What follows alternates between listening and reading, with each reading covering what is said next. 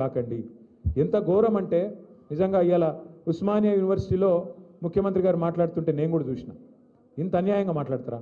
ఆ కాలేజీలు కట్టింది కేసీఆర్ గారి నాయకత్వంలో మన సబితా ఇంద్రారెడ్డి గారు.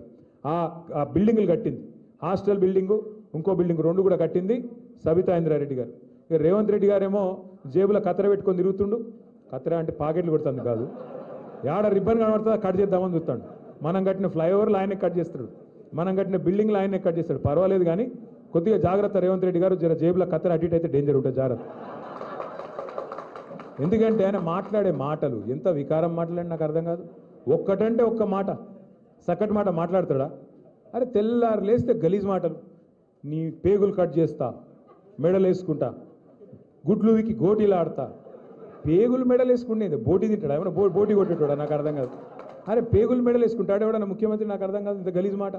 ఇంకా ఘోరం ఏంటంటే ఇప్పుడు నువ్వు హామీలు ఇచ్చినావు, 100 రోజులు అన్నావు, 100 రోజులు అమలు చేయకపోతే ఇక ఈ చంద్రుడు అదేమన్నాడు, ఈ సూర్యుడు ఇటు సూర్యుడు అటు ఒడిచినా అటునోడు ఇటు వచ్చినా నేను అమలు చేసి తీరుతా అన్నాడు.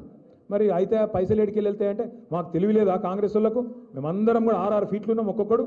నేను 3 ఫీట్లు ఉన్నా కానీ ఆ ఉత్తమ్ కుమార్ రెడ్డి 6 ఉన్నాడు, ఆ జానారెడ్డి 6 ఫీట్లు ఉన్నాడు, అందరం కలిసి చేస్తామన్నారు. మరి ఏమా ఈరోజు 20 నెలలు ఒడిసేపాయి, ఇంకో 4 నెలలు అయితే 2 నెలలు అయిపోయాయి, మిగిలిన 40% టైం అయిపోయింది. ఆఖరి సంవత్సరం ఎలక్షన్ టైం అయినా, మిగిలింది ఇంకో 2 నెలలే.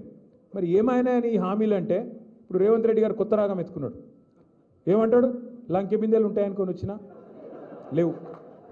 ఎవడు చూస్తాడు లంకె బిందెల కోసం? ఎవరు ఎత్తుకుతారు లంకె బిందెల కోసం? లంకె బిందెలని మాట్లాడతాడు ఎవరైనా ముఖ్యమంత్రి? గింత అన్యాయం మాటలా? ఇంకా ఘోరం. ఇప్పుడు మనందరికి ఇక్కడ కూర్చున్న వాళ్ళందరికీ అప్పు ఉందా లేదా? అప్పు లేనివాడు ఎవడని ఉంటే చేయలే అవటురా జీవన్ రెడ్డి. అప్పు లేనివాడు ఎవడు లేడు. కానీ అప్పు ఉంటే కూడా ఏం చేస్తాం మనం? మార్కెట్ మంచిగా లేదు. రేవంత్ రెడ్డి వచ్చినాక, కాంగ్రెస్ వచ్చినాక రియల్ ఎస్టేట్ సంకనాకిపోయింది. ఇక అసలు ₹1 ఉడతలేదు, కొనేటోడు లేడు, అమ్మేటోడు లేడు, అడిగినోడు లేడు. ఇదివరకు 30,000 గజమన్నది ఇలా 19,000కి అమ్ముకుంటాను దిక్కులేక. అక్కడక్కడ ఇక బిడపెయిన్లో ఏదైనా అర్జెంట్ అవసరం ఉంటే అమ్ముకునే పరిస్థితి వచ్చింది. మరి ఈ పరిస్థితులల్లో అప్పు ఉన్నా కూడా ఏం చేస్తాం మనం? లోపల బనీన్కు పొక్కలున్నా మీదికెళ్ళి మాత్రం కడక అంగి వేసుకొని బయట తిరుగుతామా లేదా? ఎందుకు? మళ్ళీ ఎవడన్నా అప్పు ఉడుతుందో పుట్టదో అని. కానీ ముఖ్యమంత్రి ఎట్లున్నాడు? ఏం చెప్తున్నా ఆయన?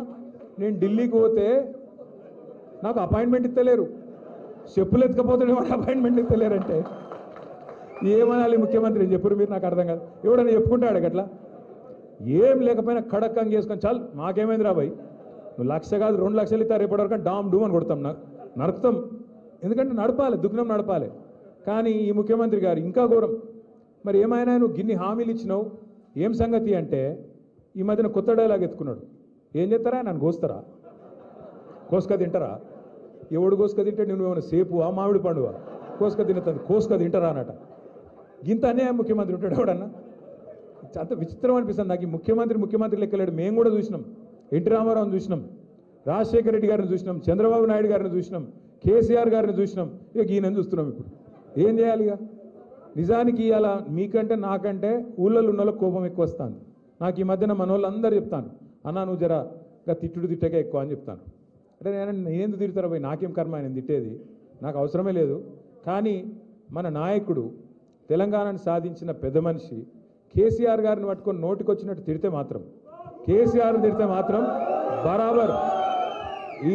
బరాబర్ ఈట్కా జవాబ్ పత్తర్ సే దేంగే. ఇక నువ్వు మర్యాదగా మాట్లాడితే మేము కూడా మర్యాదగా మాట్లాడతాం. కానీ నువ్వు ఇట్లా అబద్ధాలు చెప్పి ఓట్లు వేయించుకొని గద్దెనెక్కి రైతులు యూరియా కోసం నన్నులాడుతుంటే నువ్వేమో సినిమా వాళ్ళతో మీటింగులు పెట్టుకుంటా, డ్రామా చేసుకుంటా, నన్ను ఏమనద్దు, నేను మాత్రం తిడతా అంటే మరి ఎందుకు పడాలి మనం? అందుకే నేను మిమ్మల్ని కోరేది ఏంటంటే, సరే ఆయన కొట్టుడద్దు, తిట్టడద్దు, ఇక మనం ఒక్కటే పని చేద్దాం. ఇప్పటి నుంచి కేవలం ఒక్కొక్క ఓటు ఆరుమూరులు అయితేనేమి, మహేశ్వరంలో అయితేనేమి, రాష్ట్రంలో ఏ మూలనైతేనేమి ఖచ్చితంగా స్థానిక సంస్థల్లో ఒక్కొక్క ఓటు పరిగేరినట్టు ఏరుదాం. ఏరి కాంగ్రెస్ పార్టీకి, బీజేపీకి బుద్ధి చెబుదాం. ఎక్కువ ఆయాసం పడే